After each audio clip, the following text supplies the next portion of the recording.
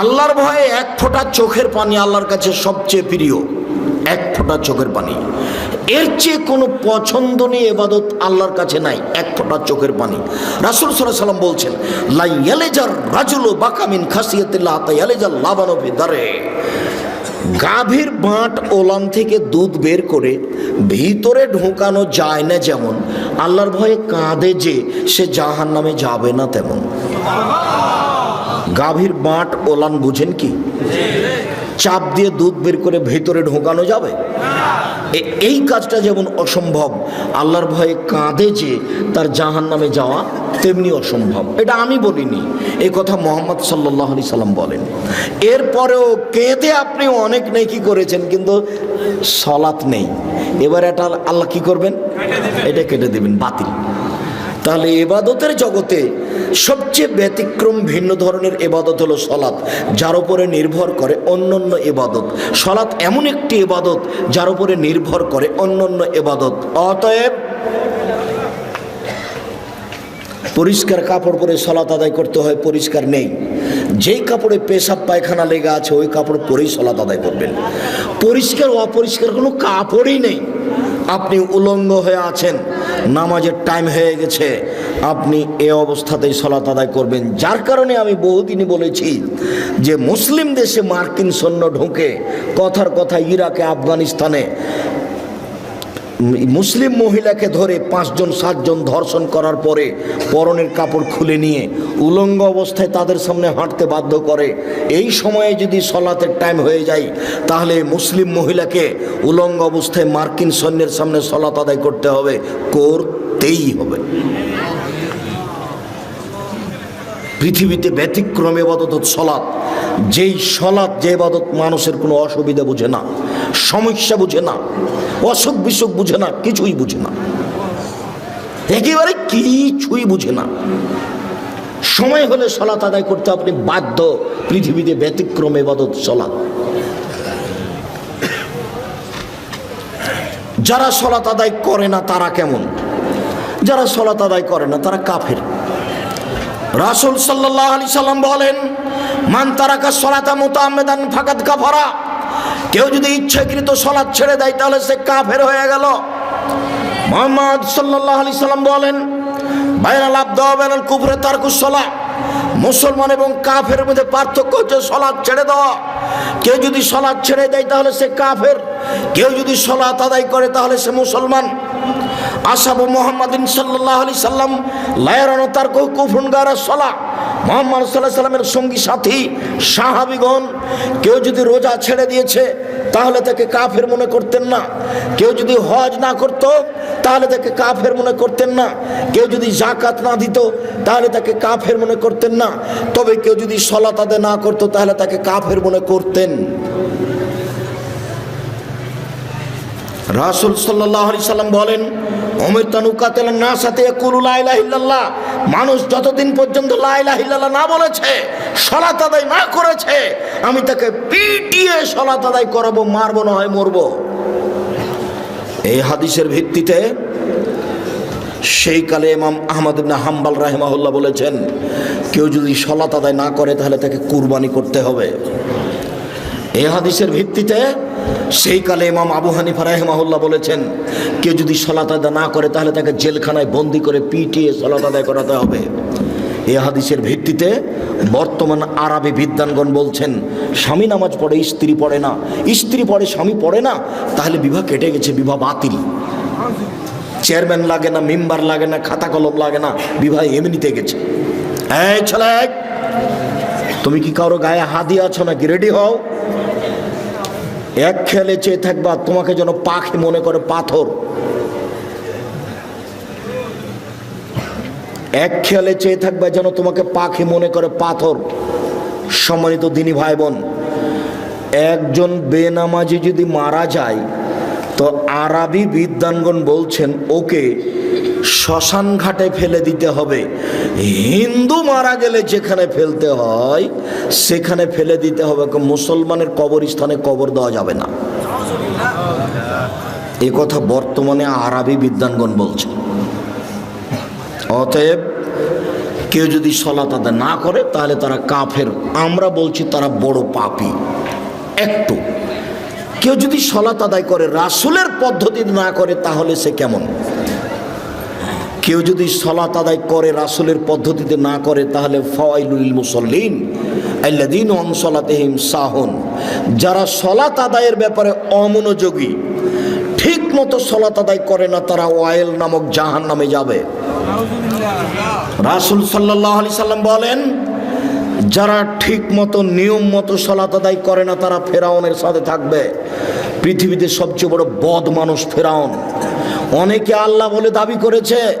Charles Darwin, Hume, Hegel, Lenin, Karl Marx, Engels, Abraha, Abu Jahal, Abu Lahab, Daqyanus, ডিকেটিস, Socrates, Nimrod, Firaun, Shaddad, কারণ অনেকে আল্লাহ বলে দাবি করেছে, তবে ফেরাউনের মতো নোংরা দাবি কেউ করেনি। মিশর জাদুঘরে ঢুকে বারবার বলছি, মোহাম্মদ, ফেরাউনের লাশ কোথায় সেখানে চলো। 150 পাউন্ড দিয়ে টিকিট করে ভিতরে ঢুকেছি ফেরাউনকে দেখার জন্য। দীর্ঘ সময় কাটার পরে ফেরাউন কোথায় আছে খুঁজে পাওয়া যায় না। জিজ্ঞাসা করো, জিজ্ঞাসাতে বোঝা গেল আরো 300 পাউন্ডের টিকিট করে ঢুকতে হবে, সেটা এইদিকে।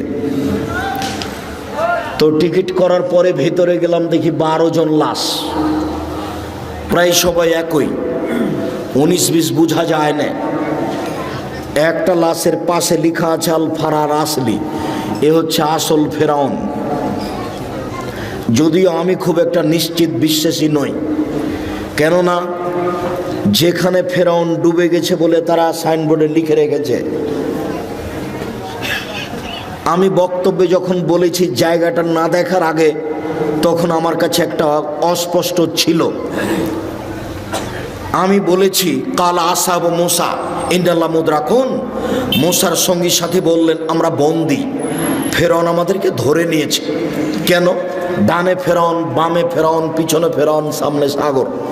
মুসা আলাইহিস সালাম দৌড়িয়ে পালাচ্ছিলেন, পালাতে পালাতে সামনে সাগর পড়েছে। তো এখন ডান দিকে বাম দিকে পিছন দিকে ফেরাউন আছে, সামনে সাগর, বাঁচার কোনো পথ নেই। তাই সাহাবীগণ বলছেন আমরা আটকা পড়েছি। তখন মুসা আলাইহিস সালাম বলছেন কাল্লা, কখনো নহে, অসম্ভব হতে পারে না, মুসা আমাকে ধরতে পারো না। বলো কি তুমি? ইন্না মাইয়া রাব্বি, আমার সাথে আমার প্রতিপালক রয়েছেন, সেদিনই তিনি আমাকে পথ দেখাবেন। তোমরা বলো কি ফেরাউন আমাকে ধরে নিবে? মানে কাল্লা, কখনো নহে, অসম্ভব, এটা হতে পারে না, ফেরাউন আমাকে ধরতে পারে না। কেন? ইন্না মাইয়া রাব্বি, আমার সাথে আমার প্রতিপালক রয়েছে, সেদিনই তিনি আমাকে পথ দেখাবেন। মুসা নিজেও জানেন না পথ কি হতে পারে, কোনো পথই নাই। পথ কি আছে? কোনো পথই নাই। সামনে কুলজুম সাগর, যার শুরু শেষ বোঝা যায় না। কিসের বলছেন যে অসম্ভব হতে পারে না আমাকে ফেরাউন ধরতে পারেন? এটা তার ইমান, এটা তার ইমান, তার ইমান বলছে ফেরাউন আমাকে ধরতে পারেন, এটা অসম্ভব।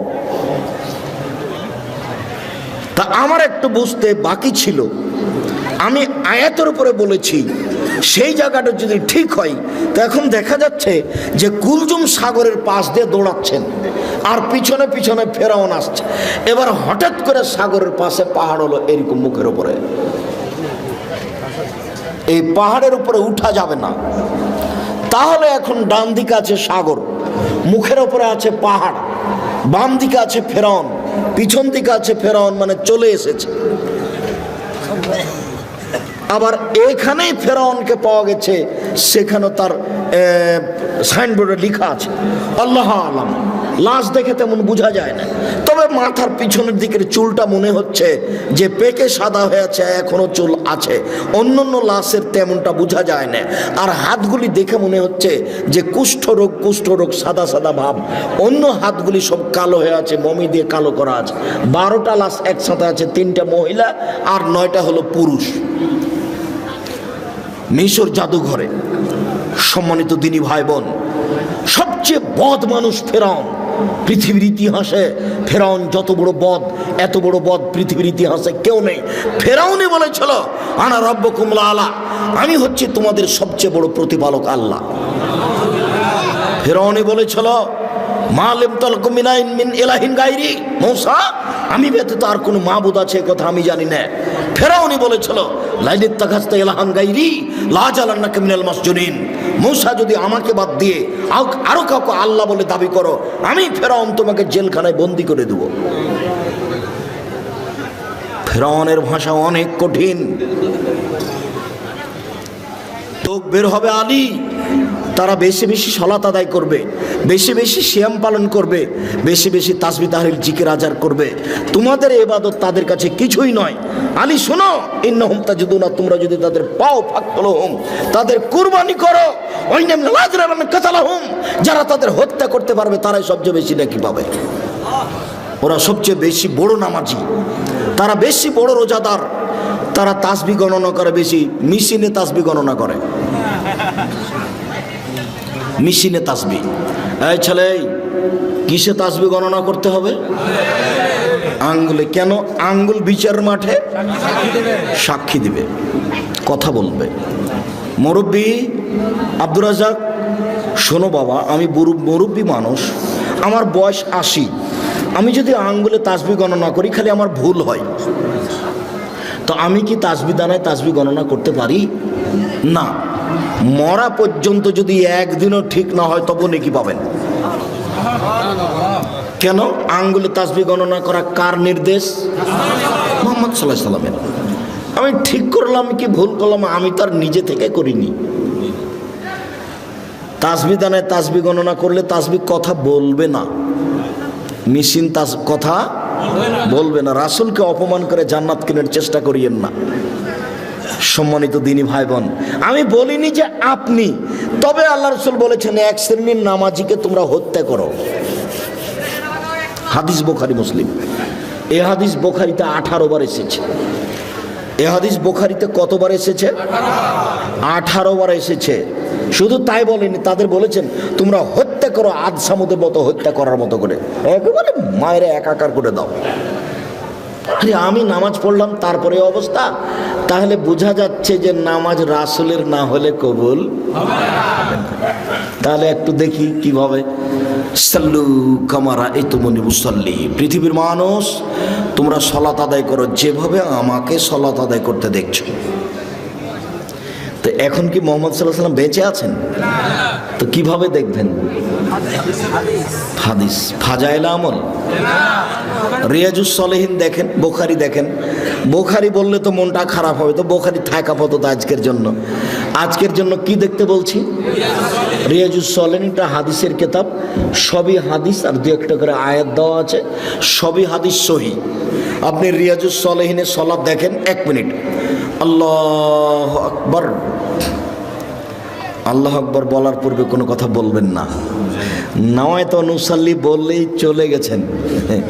মানে আমার একটি কথা জানা থাকলে অন্যকে বলো, বানি ইসরায়েলের কাহিনী বলো। কেউ যদি কোনো কথা আমার নামে বলে, সেই কথা যদি আমার না হয় তাহলে তার থাকার জায়গা জাহান্নাম। নয়তো নুসাল্লি আরবা রাকাতিন লিজোহরে, জোহরের 4 রাকাত সালাতের আমি নিয়ত করছি, মর্মে যদি কোনোদিন নিয়তের দোয়া প্রমাণ হয়ে যায়, আমি আব্দুর রাজ্জাক বিন ইউসুফ নোয়াখালী লক্ষ্মীপুর আসা তো দূরের কথা, আর জাতির সামনে দাঁড়াবই না। আল্লাহর কসম, আল্লাহর কসম, আমি আর কোনোদিন দাঁড়াবো না। যদি নাওয়াইতু নুসাল্লি আরবা রাকাতিন লিজোহরে, জোহরের 4 রাকাত নিয়ত করছি সালাতের, এটা যদি প্রমাণ হয়ে যায়। তো নিয়ত কি আব্দুর রাজ্জাক সাহেব? মনের পরিকল্পনা। ওই যে আজান হয়েছে, এখন অজু করতে যাচ্ছেন, বলেন তো কিসের অজু করতে যাবেন? সালাতের, জোহরের সালাতের। এটার নাম নিয়ত। যেটা অন্তরে জাগে, যেটা ভাবেন, সেটার নাম নিয়ত। নিয়ত মুখে নয়। আমার একটি কথা জানা থাকলে অন্যকে বলো, বানি ইসরায়েলের কাহিনী বলো। কেউ যদি কোনো কথা আমার নামে বলে, সেই কথা যদি আমার না হয় তাহলে তার থাকার জায়গা জাহান্নাম। সালাম ফেরার পরে আপনি মাথায় হাত দেন, আমি নিষেধ করিনি। তো যদি মাথায় হাত না দেওয়া থাকে তাহলে কি হবে? আপনি অজু করার সময় কাঁধ মাসা করেন, আমি আপনার কাঁধ মাসা বন্ধ করতে আসিনি, করেন আপনি, কিন্তু মুহাম্মদ সাল্লাল্লাহু আলাইহি সাল্লামের যদি প্রমাণ না হয়ে থাকে কাঁধ মাসা, তাহলে আপনার কি হবে? তাহলে আপনি বিবেচনা করে দেখেন, হুজুরকে বলেন আপনি তো খুব ভালোবাসেন, আপনারা সমাজের দায়িত্ব পালন করেন, হুজুরকে মাঝে মধ্যে দাওয়াত দেন, খাওয়ারও দেন, বলবেন আগামীকালকে আহমদ মাওলানা সাহেব আপনাকে আমরা খুব ভালোবাসি, বেশ ভালো মন্দ বাড়িতে হলে আদর করে খাওয়ায় বটে, দয়া করে কাঁধ মাসা করার হাদিসটা উল্লেখ করবেন। আবু হুরায়রা রাদিয়াল্লাহু তাআলা আনহু বলেন রাসূল সাল্লাল্লাহু আলাইহি সাল্লাম বলেছেন ওযু করার সময় কাঁধ মাসা করতে হবে। আবু দাউদ হাদিস নাম্বার এত, হাদিসটি সহিহ। সহিহ কেন বলতে হবে? এই জন্য যে আব্দুর রাজ্জাক সাহেব বলেছেন এই দেশে নাকি প্রায় 3 লক্ষ জাল হাদিস আছে। এইটা তো আবার সেটা নয়, এইটা আবার সেটা হলে তো বেকায়দা হয়ে যাবে। ফাজাইলে আমল বই লেখা আছে যে আদম আলাইহিস সালাম ভারত থেকে 60,000 বার হজ করতে গেছেন। তাহলে 60,000 বার যদি হয় তাহলে বছরে একবার হজ, তাহলে আদমের বয়স কত? 60,000 বছর। নেন এবার কোন দিক থেকে কোন দিকে লেগে গেছে। হুজুর একবারই বেখাপ্পা কথা বলেছেন, একইবারই যে মানায় না। আমার এক চাচাতো ভাই বরিশাল থেকে এক মুফাসসির গেছেন তাফসির করতে, তো তাফসির শুনে এসে আমাকে বলছে যে তোরা ওইসব তাফসির জানিস না। আচ্ছা কি তাফসির একটু বলেন, তোরা ওগুলো জানিসই না, কিছু তো বলবেন, সেটা কি তোরা জানিস না? তো আচ্ছা বলেন শুনি। তো বলছে শোনো, আদম আলাইহিস সালাম ঘুম থেকে উঠে দেখছেন পাশে একজন সুন্দরী মহিলা, তো হাত বাড়ালছেন, তখন ফেরেশতা বলছেন থামেন। তো আদম আলাইহিস সালাম বলছেন কেন? বলে মোহর দিতে হবে। মোহর কি? বলে মুহাম্মদ সাল্লাল্লাহু আলাইহি সাল্লামের উপরে 1000 বার দরুদ পড়ে দিতে হবে। কোরআন মাজিদে সূরা বাকারাতে আল্লাহ বলেছেন যে আমি আদমকে সব কিছু শিখিয়ে দিয়েছি, সব কিছু। তো বউকে কিভাবে হালাল করতে হবে সেটাই তিনি জানলেন না? আরে নিজের বউকে হালাল করাই জানলেন না? শুনুন, কিয়ামত পর্যন্ত মুফাসসির সাহেব তাফসির প্রমাণ করতে পারবে না। এদেশে একটা বই পাওয়া যায়, বইয়ের নাম তাফসির কি মিথ্যা হতে পারে? মানে জিজ্ঞাসাবোধক নাম। ওই বইয়ে যা তাফসির আছে সবই মিথ্যে। বইয়ের নাম কি? তাফসির কি মিথ্যা হতে পারে? কোনোদিন দেখেছেন বইটা? জি, এইখানে আছে কি না আমি তা জানি না, বাড়িতে থাকতে পারে। বইয়ে যা তাফসির আছে সবই মিথ্যে। আইয়ুব আলাইহিস সালামের শরীরে পোকা হয়নি, ওই কথা মিথ্যে। দাউদ আলাইহিস সালাম কারো স্ত্রীকে দেখে পাগল হননি। এত বড় নবী আর একজনের বউকে দেখে যদি পাগল হয়ে যায় তাহলে নবী নন। এটা কোনো কথা হলো নাকি? আইয়ুব আলাইহিস সালামের স্ত্রী, একজন নবী মানুষের স্ত্রী আরেকজনের সাথে জিনা করে ধরা পড়ে যাবে? এত বড় আল্লাহর কাজ ঠেকানোর প্রয়োজন হয়ে গেছে? শুনুন, আল্লাহু আকবার বলে সালাত আরম্ভ করবেন, সুন্দর করে ওযু করে নেন, পেশাব পায়খানার প্রয়োজন থাকলে সেরে আসেন, পানি দিয়ে পবিত্রতা অর্জন করবেন। পানি না থাকলে ঢেল টিস্যু পেপার, আগে ঢেল টিস্যু পেপার পরে পানি, এই কথা মিথ্যে। আপনার টয়লেটে দেখছি খালি টিস্যু পেপারের বালতি, আগে ঢেল টিস্যু পেপার পরে পানি, এই কথা মিথ্যে। ঢেল টিস্যু পেপার নিয়ে 40 কদম হাঁটতে হবে, এটা নোংরামি। পায়ের উপরে পা উঠিয়ে খক খক করা বেহায়াই। আপনি মনে কষ্ট নেন না, আপনি আমার দিনী ভাই, আপনি পবিত্রতা অর্জন করছেন এভাবে। আপনার বউকে 40 কদম হাঁটান দেখি, আপনার বউ ঢেল নিয়ে হাঁটুক দেখি। তো আপনার বউ যদি ঢেল নিয়ে 40 কদম হাঁটায় আর পায়ের উপরে পা উঠায়, তাহলে আপনাকে দেখতে কেমন লাগবে? তাহলে আপনাকে মহিলাটাকে দেখতে যেমন যেমন লাগবে, মহিলাটা আপনাকে দেখতে তেমন তেমন লাগে। এরকম কাজ ধর্ম হতে পারে না। আপনাকে আরো বলছি, 40 কদম পরে আপনি টিস্যু ফেলেন মনে হবে পেশাব আসলো। 40 কদম নয়, 40 দিন পরে যদি ফেলেন তবুও মনে হবে। কেন? এটা আপনার ধারণা হয়ে গেছে। সহজ পথ, পেশাব হয়ে গেছে, পানি দিয়ে পবিত্রতা অর্জন করেন, হাতটা মেজে নেন। এখন যদি মনে হয় যে এক ফোঁটা পেশাব আসলো, তাহলে অজু করার সময় একটু পানি এলে লজ্জাস্থানের সামনাসামনি এভাবে ছিটিয়ে দেবেন। বুঝাতে পারিনি? বাস, পবিত্রতা শেষ। আর ভিতরে এটা ধারণা করতে হবে না। ধারণা করলেই 40 কদম পরে যদি টিস্যু ফেলেন তবু মনে হবে। ওই পথই যায় না, বিপদ। আল্লাহু আকবার।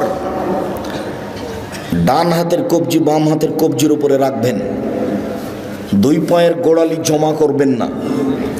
রাজশাহী চাঁপাইনবাবগঞ্জে মহিলা বৈঠকে মহিলারা বলছে, বুবু নামাজে যখন দাঁড়াবা বুবু, তখন 2 পায়ের গোড়ালি জমা করে দিও বুবু।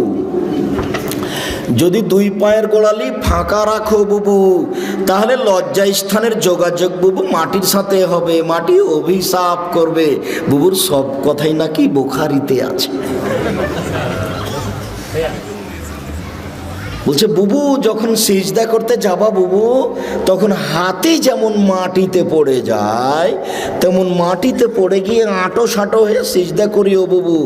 বুককে যদি উরু থেকে পৃথক রাখো বুবু, তাহলে স্তন ঝুলন্ত থাকবে বুবু, পর্দার ব্যাঘাত ঘটবে।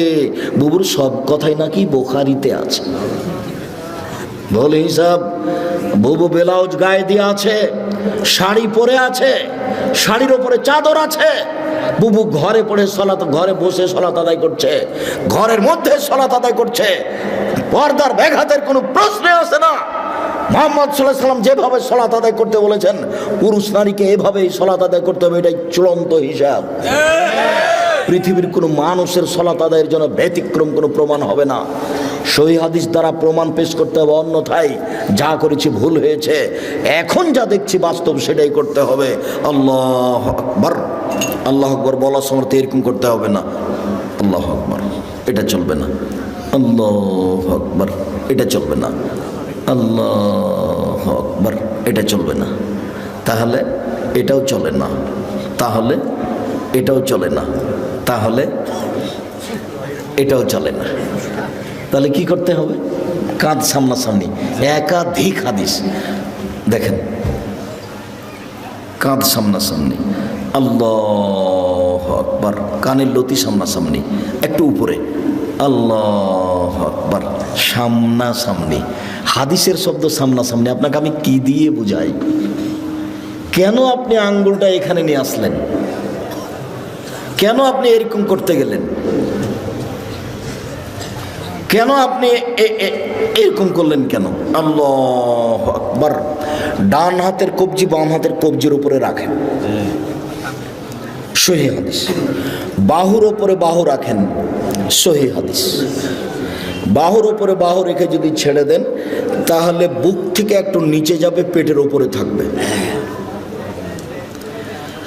আর কবজির উপরে কবজি রেখে বুকের উপরে রাখেন, 5টা সহিহ হাদিস। কবজির উপরে কবজি রেখে একেবারে ছেড়ে দেন নাভির নিচে, 3টে জাল ও জয়ীফ হাদিস। আপনাকে আমি মানার জন্য বাধ্য করিনি। তবে কেউ যদি বলে যে নিচেও বাঁধা যাবে, তো তাকে বলবেন যে জীবনে কোনোদিন উপরে কি বেঁধে দেখেছেন? কথা বুঝাতে পারিনি, বলেই দেখেন আপনি। আমি কোনোদিন মাযহাব নিয়ে আলোচনা করিনি। আমাকে যদি কেউ জিজ্ঞাসা করেছে মাযহাব মানা যাবে কি, তখন আমি বলেছি বিচারের মাঠে আল্লাহ যদি ইমাম আবু হানিফা রাহিমাহুল্লাহকে বলেন যে তুমি কি কাউকে বলেছিলে যে আমাকে মেনে চলো, তাহলে ইমাম আবু হানিফা যদি বলেন না না না না আমি কাউকে মানতে বলিনি, তাহলে আপনার কি হবে? আমি উত্তরে এইটা বলেছি। আমি মানা যাবে না যাবে এই কথা বলিনি। ওনাকে যদি আল্লাহ জিজ্ঞাসা করেন তো উনি কি বলবেন সেটা। আর আপনাকে আমি বলেছি যে 4টা মাযহাব মানতে হবে, এটা আপনি বলছেন, আর চিরদিনই একটা মানলেন, তো আর একটা আপনার এত বড় শত্রু হলো কেন? আর একটা মেনে দেখলেন না একদিন? তাহলে বোঝা যাচ্ছে যে সংকীর্ণতা ভিতরে বিরাজ করে, যার কারণে আমি দল করতে নিষেধ করি। কোনো দল, কোনো সংগঠন, কোনো কিছু করবেন না। এনারা যারা মঞ্চে বসে আছেন তারা যদি কেউ আওয়ামী লীগ হয় তাহলে বিএনপিকে দেখতে পারেন না, যারা বিএনপি তারা আওয়ামী লীগকে দেখতে পারে না। এটা হলো দলের প্রতিক্রিয়া। আমি বলেছি যে দুই বোন একসাথে জন্ম নিয়েছে, যমজ, খুবই সুন্দরী, খুবই ভদ্র, নম্র, দেখতেও সুন্দরী, ভালো পড়াশোনা করেছে। তো একজনের বিবাহ হয়েছে আওয়ামী লীগ লোকের সাথে, একজনের বিবাহ হয়েছে বিএনপির লোকের সাথে, তারা এখন কথা বলে না। এটা কি হলো? এটা হলো প্রতিক্রিয়া, এটা হলো প্রতিক্রিয়া, এটা হলো সংকীর্ণতা। যেহেনটা খালি রাখেন শুধুমাত্র আল্লাহ এবং আল্লাহ রাসূলের কথা মানব, তখন সব সহজ। আমি আমার জীবনে কোনোদিন বলিনি যে আপনি আমি যেটা বলছি সেটা মানেন। আমি বলেছি আমি যেটা বলছি সেটা সত্য। তবে মানুষ এসে যদি আমার কোনো জায়গাতে ভুল দেখা যায় তাহলে আমি ছেড়ে দিতে বাধ্য থাকবো, আমি তো আর ফেরেশতা নই। আল্লাহু আকবার। হাত বেঁধে সানা সুবহানাকা আল্লাহুম্মা ওয়া বিহামদিকা ওয়া তাবারাকা ইসমুকা ওয়া তাআলা জাদ্দুকা লা ইলাহা গায়রুক বলতে পারেন। আল্লাহুম্মা বা'id বাইনি ওয়া বাইনা খাতায়ায়া কামা বা'adta বাইনাল মাশরিক ওয়াল মাগরিব, খুব গুরুত্বপূর্ণ দোয়া বলতে পারেন। আউযু বিল্লাহি মিনাশ শাইতানির রাজিম, বিসমিল্লাহির রহমানির রহিম, আলহামদুলিল্লাহি রাব্বিল আলামিন, বিশ্বজগতের প্রতিপালকের প্রশংসা। আর রহমানির রহিম, তিনি হচ্ছেন পরম দাতা দয়ালু। মালিক ইয়াউমিদ্দিন, তিনি হচ্ছেন বিচার দিনের মালিক। ইয়াকা না'বুদু, একমাত্র তোমার ইবাদত করি। ওয়া ইয়াকা নাস্তাইন, একমাত্র তোমার কাছে সাহায্য চাই। ইহদিনাস সিরাতাল মুস্তাকিম, তুমি আমাকে সোজা পথ দেখাও। সিরাতাল লাযিনা আন'আমতা আলাইহিম, ওই পথ তুমি দেখাবে যাদের ভালোবেসেছো। গায়রিল মাগদুবি আলাইহিম ওয়ালাদ দাল্লিন, ওদের পথ দেখাও না যারা ভ্রান্ত, যাদের উপরে তুমি অসন্তুষ্ট হয়েছ তাদের পথ তুমি দেখাও না। আমিন। দীর্ঘ সময় ধরে তোমার দরবারে যে প্রার্থনা করলাম সেই প্রার্থনা তুমি কবুল করো। মনে রাখবেন সম্মানিত দিনী ভাই বোন, দুয়ার জগতে সবচেয়ে ব্যতিক্রম দোয়া হলো সূরা ফাতিহা। আমার বুঝে, আমি যেটুকু ভাঙাচোরা কোরআন হাদিস বুঝি, তাতে সূরা ফাতিহার চেয়ে পৃথিবীতে দামি কোনো দোয়া নেই। আর একটা মনে রাখবেন, খুব প্রশংসা প্রিয়, খালি আলহামদুলিল্লাহ বললেই খুশি, আলহামদুলিল্লাহ। ওই জন্য আল্লাহ রাসূল বলছেন আফজালু দুআয়ে আলহামদুলিল্লাহ, সবচেয়ে উত্তম দোয়া কি? আলহামদুলিল্লাহ। আলহামদুলিল্লাহ বলার পরে বলছে আকাশ জমিন ভর্তি নেকি দিয়ে দিলাম। যা কত নেকি দিবে না আলহামদুলিল্লাহ। এই জন্য তাসবিতে দিয়ে দেওয়া হয়েছে আলহামদুলিল্লাহ, আলহামদুলিল্লাহ, আলহামদুলিল্লাহ, মানে খুবই খুশি, খুব প্রশংসা প্রিয়। আপনি খালি আলহামদুলিল্লাহ বলেন খুব খুশি, সুবহানাল্লাহি ওয়া বিহামদিহি বলেন খুব খুশি, সুবহান রাব্বিল আযীম বলেন একবারে খুশিতে আটখান, সুবহান রাব্বিল আলা বলেন খুব খুশি, মানে আপনি তার খুব পবিত্রতা বর্ণনা করেছেন। প্রশংসা করে কিছু চাইলে দিয়ে দিবেন, নাও কি দিবেন, নাও, আমি খুশি হয়ে গেছি। প্রশংসা করে শুরু করেছেন, এক সমস্ত প্রশংসা তোমার, আর রহমানের রহিম, পরম দাতা দয়ালু তুমি, মালিকে ইয়াউমিদ্দিন, বিচার দিনের মালিক তুমি। ইয়াকা না'বুদু, একমাত্র তোমারই ইবাদত করি। ওয়া ইয়াকা নাস্তাইন, একমাত্র তোমার নিকটে সাহায্য চাই। ইহদিনাস সিরাতাল মুস্তাকিম, তুমি আমাকে সোজা পথ দেখাও। ওরা বলে আমাকে এই পথের, ওরা আমাকে এই পথে ডাকে, ওরা আমাকে এই পথে ডাকে, আমি কোন পথে যাই? তুমি আমার একটা কথা শোনো, তুমি আমাকে সোজা পথ দেখাও। যার কারণে এই সূরাটার শেষে আমিন আছে, বিসমিল্লাহ বলে আরেকটা সূরা, আল্লাহু আকবার বলে হাত ছেড়ে দিয়ে রুকুতে যাবেন। হাত দুটি রডের মতো সোজা থাকবে, আঙ্গুলগুলি খোলা খোলা থাকবে, মাথা উঁচুও থাকবে না, মাথা নিচুও থাকবে না, পিঠটা এরকম উঁচু থাকবে না, সোজা থাকবে। দোয়া পড়েন, সামি আল্লাহু লিমান হামিদা, হাত ওই পর্যন্ত উঠাবেন, দাঁড়িয়ে থাকবেন, যাবেন না সিজদায়, একবারে সোজা দাঁড়িয়ে থাকবেন। সব হাতের জোড়ের সব জোড়গুলিকে স্ব স্থানে যেতে হবে। রুকু থেকে উঠে যদি সিজদায় চলে যান, এ ইবাদত, এ নামাজ কবুল হবে না। দাঁড়িয়ে থেকে যান, দোয়া পড়তে থাকেন। দোয়া শেষ হয়ে গেলে সিজদায় চলেন, আমরা শেষের দিকে চলে এসেছি। সিজদায় চলেন, 7 হাড়ের উপরে সিজদা করতে হবে। নাক কপাল 1, 2 হাত 3, 2 হাঁটু 5, দুই পায়ের বৃদ্ধাঙ্গুল 7। সিজদায় হাত পা চুলকাবেন না। সিজদায় গিয়ে যদি গাও চুলকান তাহলে এখন মাটিতে আছে 6টে। বুঝতে পারলেন না? তাহলে আদে সমন্বয় হয়েছে, সলাৎ কবুল হবে না। সিজদায় গিয়ে যদি একটা পা উঠে আর একটা পা চুলকান তাহলে এখন মাটিতে কয়টা আছে? 6টে। অথচ সিজদার সময় মাটিতে কয়টা থাকবে? 7টা। নাক আগে না কপাল আগে এই কথা নয়, দুটাই মাটিতে লেগে থাকবে এটা কথা। নাক কপাল 1, 2 হাত 3, 2 হাঁটু 5, 2 পায়ের বৃদ্ধাঙ্গুল 7। হাত দুটির আঙ্গুল জমা জমা করে কানের পাশে রাখবেন, কোনোইকে এভাবে উঠে রাখবেন। পেটের নিচ দিয়ে যেন ছাগলের বাচ্চা পার হতে পারে, সহিহ হাদিস। নারী পুরুষ সবারই একই হুকুম, কোনো পার্থক্য নেই। সিজদা থেকে উঠে দোয়া পড়েন, আবার সিজদায় যান, উঠে আসেন, এ হলে 1 রেকাত, আরও 1 রেকাত, এ হলো 2 রেকাত। আত্তাহিয়াতুর বৈঠক হলে পায়ের পাতার উপরে বসবেন। আর যদি সালামের বৈঠক হয় তাহলে বাম পাকে ডান দিকে বের করে দিবেন, নিতম্বের উপরে বসবেন, ডান পাটা খাড়ো হয়ে থাকবে, বাম হাতের আঙ্গুল জমা জমা করে হাঁটুর উপরে রাখবেন, ডান হাতের আঙ্গুলের কনিষ্ঠ আঙ্গুল এবং তার পরেরটা জমা করবেন। করেন তো দেখি। বৃদ্ধাঙ্গুলের পরের আঙ্গুলের নখের উপরে পেটটা রাখেন, অবিরাম নড়বে আত্তাহিয়াত হয়ে গেলে সালাম পর্যন্ত। একবার উঠানোর পৃথিবীতে ভুয়া হাদিসও নেই, এটা এমনিতেই চলছে। অবিরাম নড়বে, যতবার নড়বে ততবার শয়তানকে আঘাত করা। আত্তাহিয়াত, দরুদ, দুআয়ে মাসুরা।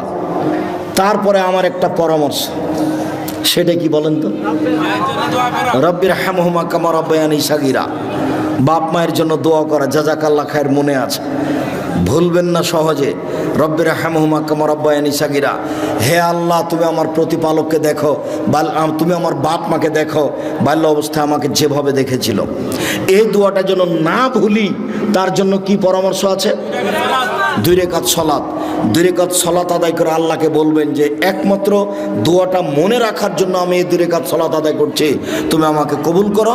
আসসালামু আলাইকুম রহমতুল্লাহ, আসসালামু আলাইকুম রহমতুল্লাহ। এরপরে যা কিছু হবে তা জিকির। সম্মানিত দিনী ভাই বোন, জিকিরের সবচেয়ে গুরুত্বপূর্ণ জিকির হলো আয়াতুল কুরসি। সালাম ফিরার পরে যদি কেউ আয়াতুল কুরসি বলে তাহলে জান্নাতে চলেই গেছে। তো ঢোকেনি কেন? মরেনি এই জন্য। সম্মানিত দিনী ভাই বোন, আলোচনার শেষে এসে আপনাদের সাথে জরুরি কয়েকটি কথা। তার প্রথম কথা হচ্ছে, আমার মনে হয় এই পর্দাটা যখন আমি উঠেছিলাম তখনই খুলে ফেলতে হতো। পর্দার বাহিরে যারা আছে তারা বুঝতে পারে না যে আমাদের কথার কারণে তাদের অসুবিধা হচ্ছে নাকি, যার কারণে তারা নিয়মিত কথা বলার চেষ্টা করলো, যেটা আমরা পছন্দ করিনি। যা হোক, অনেক দূর থেকে আসার পরেও তারা আমাদের কথাকে মূল্যায়ন করার অনেকে প্রয়োজন মনে করলো না। এটা তাদের অযোগ্যতা, এটা তাদের বিদ্যা বুদ্ধি না থাকার প্রমাণ।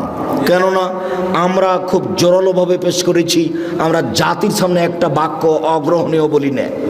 কাজেই কেউ বুদ্ধিমান তারপরে আমাদের কথা শুনবে না, উপেক্ষা করে গল্প করবে, এমনটা হতে পারে না। কেউ কোনোদিন এরকম জায়গাতে টিকতে পারেনি, আজও টিকার কোনো পথ নেই। দ্বিতীয় জরুরি কথা আপনাদের সাথে এই, জামিয়া সালাফিয়া ডাঙ্গিপাড়া পবা রাজশাহী, জামিয়া সালাফিয়া রূপগঞ্জ নারায়ণগঞ্জ ঢাকা, জামিয়া সালাফিয়া 6 মাইল বাবুগঞ্জ বরিশাল, জামিয়া সালাফিয়া তেঘরা বিরল দিনাজপুর, জামিয়া সালাফিয়া সিলেট, জানি না চট্টগ্রামে কখন হবে, তবে নোয়াখালীতে পরিকল্পনা চলছে। লক্ষ্মীপুরের লোকেরা অনেকে দাবি রেখেছে, এখন আমি চূড়ান্ত হিসাব পেশ করিনি, অপেক্ষায় আছি। ভাবছিলাম নোয়াখালী, মেন নোয়াখালীতে হোক, তাহলে সব জেলার জন্য সহজ হবে। শেষ পর্যন্ত যদি নাই হয় তাহলে লক্ষ্মীপুরে হিসাব থাকতে পারে। মর্মে সকল দিনী ভাই বোনকে আমি জামিয়া সালাফিয়ার জন্য আন্তরিকভাবে দোয়া করার জন্য অনুরোধ জানাচ্ছি। আমার মনে বড় সাধ, এদেশের মাটিতে আমি উন্নত মানের প্রতিষ্ঠান গড়ে উন্নত মানের বাংলা, ইংরেজি, আরবি শিক্ষাদানের মাধ্যমে অন্যায়ের বিরুদ্ধে লড়ব মুখে কলমে মিডিয়ায়। ইনশাআল্লাহ আমি লড়বো ইনশাআল্লাহ। সম্মানিত দিনী ভাই বোন, মর্মে আপনাদের সামনে জামিয়া সালাফের পক্ষ থেকে মুখে যেমন বলি তেমন একটা কলম পেশ করতে চাই আপনাদের সামনে। সেটা হলো মাসিক আল ইতিসাম পত্রিকা। তাতে আছে 10 জন মুফতি, তাতে আছে 10 জন গবেষক, তাতে আছে 14 জন কর্মচারী। ব্যয়বহুল খরচের পত্রিকা মাসিক আল ইতিসাম পত্রিকা। 50টা প্রশ্নের উত্তর থাকে। সব দিনই ভাই বোনকে আজকে শুধু নয়, নিয়মিত একটা করে পত্রিকা সংগ্রহ করার জন্য অনুরোধ জানাচ্ছি। আর আবদুল্লাহর বই লেখা রিজিক, ব্যতিক্রম বই রিজিক, সম্ভবত দাম ৭৭ টাকা। আপনার রুজিতে বরকত হয় না কেন, বা রুজি বেশি হবে কি করে? হাদিস ভিত্তিক অনেক দলিল পেশ করেছে আবদুল্লাহ। বইয়ের নাম রিজিক। আবদুল্লাহর বইটা যদি থাকে মিন্নাতুল বারি আছে কিনা আমি জানি না। বাংলার ব্যতিক্রম ব্যাখ্যা মিন্নাতুল বারি। আরবি ভাষাতে এমানের ব্যাখ্যা বের হয়েছে তা আমার জানা নাই। এই হিসাবে ব্যতিক্রম বুখারীর ব্যাখ্যা মিন্নাতুল বারি। আমি খাকসার, আমার তেমন কিছু নেই আজকে, তবু তাওজিহুল কোরআন তাফসির, ব্যতিক্রম পদ্ধতিতে তাফসির লেখা আছে। তাওজিহুল কোরআন আর দোয়ার বই, প্রায় 40টি সহিহ হাদিস আছে হাত তুলে দোয়া করার।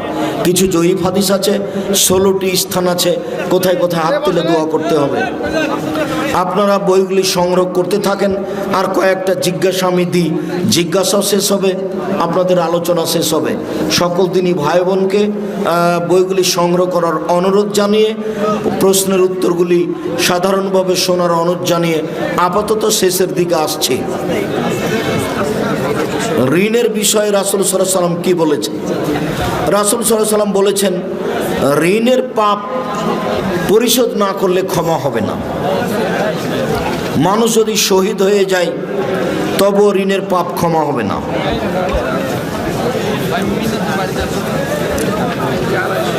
জুম্মার 2টা আজানের বিধান কি?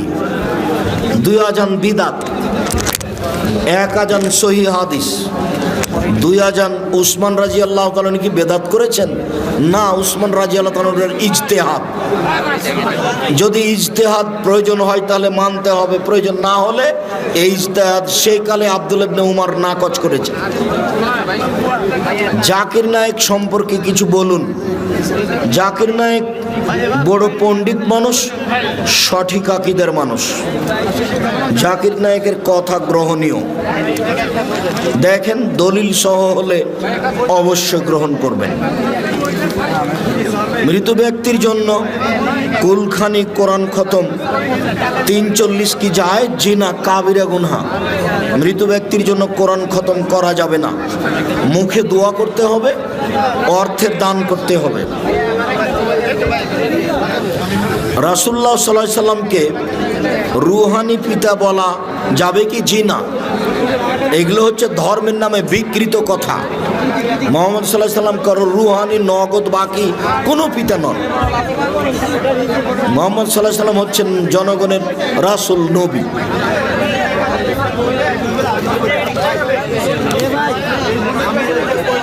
আমি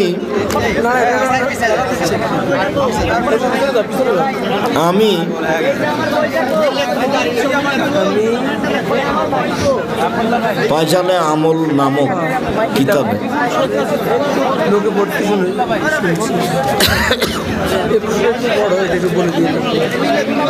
প্রিয় শায়েখ, আমার প্রশ্নটা একটু ঝামেলার। আপনার নিকট অনুরোধ, একটু বিস্তারিত ভেঙে উত্তর দিবেন। বিদ্যুতের খুঁটি থেকে অবৈধভাবে বিদ্যুৎ ব্যবহার করেছি, এখন বুঝতে পারলাম জনগণের সম্পদ নষ্ট করেছি। এখন আমি যে পরিমাণ বিদ্যুৎ আনুমানিক ব্যবহার করেছি, এখন তার মূল্য থেকে কিছু বাড়তি টাকা বিদ্যুৎ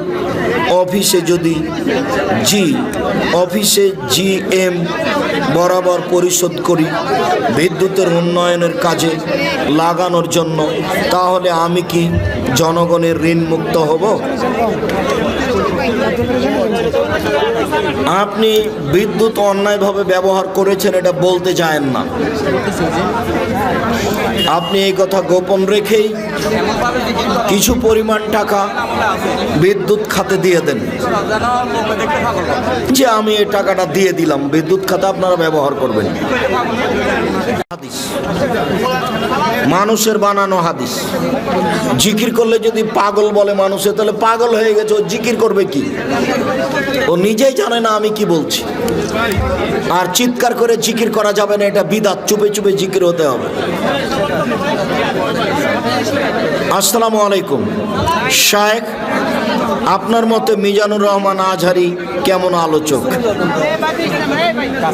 কোরআন মাজিদে নামাজ রোজার মতো জিহাদের কথা বলেছে প্রায় 500 বারের মতো, কিন্তু আপনি বলেছেন রাষ্ট্রের অনুমতি ছাড়া জেহাদ হারাম, জেহাদ করা যাবে না বলেছি। তাহলে বর্তমান প্রেক্ষাপটে আমার কিভাবে জেহাদ করব? তুমি করবে না, তুমি রাতে রাতে মানুষ মেরে ফেলছে সেই জঙ্গিদের সাথে যে জেহাদ দেখাচ্ছ। তুমি কে বড় লাভবান বই পড়ো, কে বড় লাভবান বইয়ের উপরে তোমার অনীহা থাকা ঠিক নয়। আর তুমি যদি তোমার নেতার কথা বলো, তাহলে আমি তোমার নেতাকে 3 যুগ পড়াতে চেয়েছি, কথা আমাকে ফিরিয়ে নিতে হবে না। তুমি যেসব জেহাদের আয়াতের কথা বলছো সেগুলো আমরা জানি না, আমি জেহাদের বিস্তারিত আলোচনা করেছি কে বড় লাভবান বই। সে হাদিস আমাদের জানা নেই, মুখস্থ নেই, ভুল বুঝিও না, জাতিকে ক্ষতির দিকে ঠেলে দিও না। সিগারেট জর্দা খেলে কি নামাজ হবে? জি না, সিগারেট জর্দা নেশাদার দ্রব্য। কেউ যদি বলে যে জর্দা বিড়ি যে নেশাদার দ্রব্য, তার প্রমাণ কি? ওটা কি হাদিস বইয়ে আছে? বিড়ি সিগারেট হাদিস বইয়ে নেই, কোরআনেও নেই। তা আল্লাহ নবী বলেছেন একটা বাক্য, যেটা সৌদি আরব, কুয়েত, কাতার, বাংলাদেশ, জর্ডান, আমেরিকা, লন্ডন, পৃথিবীর সব জায়গায় চলবে। সেটা কি? আল্লাহ রাসূল বলেছেন মাস কারা কাসির ফাকালিলহু হারাম, যে জিনিস বেশি খেলে বিবেকের ক্ষতি হবে তার কমও হারাম। তো আপনি যে লোকটা বিড়ি খায় তাকে এখন হাফ কেজি জর্দা খাওয়াইয়া দেন, না হয় 1 কেজি খাওয়ান। 1 কেজি জর্দা খাওয়ানোর পরে যদি তার বিবেকের ক্ষতি হয়, তাহলে জর্দার একটা কণাও হারাম। এমন এক বাক্য আল্লাহ নবী বলেছেন যেটা সারা পৃথিবীতে চলবে। অতএব বিড়ি, তামাক, জর্দা, সিগারেট গুল নেশাদার দ্রব্য, তার ব্যবসা হারাম, তা খাওয়া হারাম, তা খেলে ইবাদত কবুল হবে না, এটা চূড়ান্ত। আমি আব্দুর রাজ্জাক বিন ইউসুফ, এই বিষয়ে আমাকে পুনরায় ভাবতে হবে না। নামাজের পরে সম্মিলিত মোনাজাতের কেন বিধান আছে কি? নামাজের পরে সম্মিলিত মোনাজাত বিদআত। হাত তুলে দোয়া করার প্রমাণে প্রায় 42টি সহিহ হাদিস আছে। হাত তুলে দোয়া করার প্রমাণে 36টি হাদিস বুখারী মুসলিমে আছে। আবু দাউদে একটা হাদিস আছে, হাত তুলে দোয়া করলে আল্লাহ খালি হাত ফিরিয়ে দিতে লজ্জা পান। ইবাদতের মধ্যে একটা গুরুত্বপূর্ণ ইবাদত হাত তুলে দোয়া করা। হাত তুলে দোয়া করা ব্যক্তিগত ব্যাপার, এখন করেন, যখন ইচ্ছা তখন করেন। সবাই মিলে করলে পানি চাইতে গিয়ে করতে হবে ইস্তিসকা উল্টা হাতে, সেটা হলো সবাই মিলে, তাছাড়া একাই। ইসলামী বক্তাদের কেমন হওয়া উচিত? কোরআন হাদিস মুখস্থ করে বক্তব্য দিতে হবে, দাড়িতে কোনোদিন হাত লাগাতে পাবে না, বাড়িতে 100 পর্দা থাকবে, যেভাবে বলছে সেভাবে মেনে চলার চেষ্টা করবে, বলছে একরকম করছে আর একরকম, এটা হবে না, জাতিকে ফাঁকি দিয়ে চলছে। সাতক্ষীরাতে গেলাম, এক বাড়িতে দাওয়াত নিতে গেছি, কিছুক্ষণ পরে একটা ছেলে আসলো ল্যাংটা হয়ে, বলছে এটা আমার ছেলে ল্যাংটা পীর। কিছুক্ষণ পরে একজন মহিলা আসলো বাড়ির ভিতরে, বলছে এটা আমার স্ত্রী, এটা আপনার ভাবি। তো বলছে তাহলে আপনি বক্তব্য দেন কিভাবে? সাতক্ষীরার রাজশাহীতে গিয়ে পর্দার বক্তব্য, এটা কিভাবে হয়? এই ছেলে, সরো এখান থেকে, তোমরা কথা বলতে যাচ্ছ কেন? মুখ বন্ধ করো।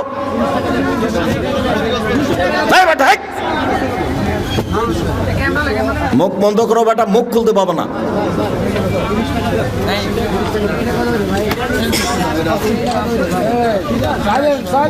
এখনোই যাত্রায় হয় নাই, বাকি কিভাবে দিব? এখনোই যাত্রা হয় না, মানে কি? দোকান খুলছে, এখনো বেচা বিক্রি হয়নি, এখন একজন আছে বাকির জন্য এখন। ও আচ্ছা আচ্ছা, সকালে বাকি দেওয়া যাবে না, রাতে বাকি দেওয়া যাবে না, এগুলো সেরেকি কথা। বললেই সেরেক হবে, দিয়ে দেন বরকত হবে। দিনকে বিভক্ত করে এমন বক্তব্য দেওয়ার ব্যাপারে বলুন। বক্তব্য দিয়ে যদি দিনের বিভক্তি হয় তাহলে সে বক্তব্য দেওয়া যাবে না। আর কেউ যদি হক কথা শোনার পরে বলে মানা যাবে না, এটা তো আর কিছু করার নেই। তখন যদি বিভক্তি বলে তাহলে সেটা তার ভুল। ইল্লাল্লাহ জিকির কি জায়েজ? তাই কি আর হয়? ইল্লাল্লাহ একমাত্র আল্লাহ, একমাত্র আল্লাহ, একমাত্র আল্লাহ, এটা কি হলো? আল্লাহ আল্লাহ, এটা কি হলো? কিছুই হলো না। লা ইলাহা, লা ইলাহা মানে কোনো আল্লাহ নাই, কোনো আল্লাহ নাই, এগুলো চলবে না। লা ইলাহা ইল্লাল্লাহ পূর্ণ হতে হবে জিকির। তবু চুপে। আপনারা জামিয়া সালাফের মুখপাত্র মাসিক আল ইতিসাম পত্রিকার সাথে যোগাযোগ রাখবেন সবাই। 20 টাকা 25 টাকা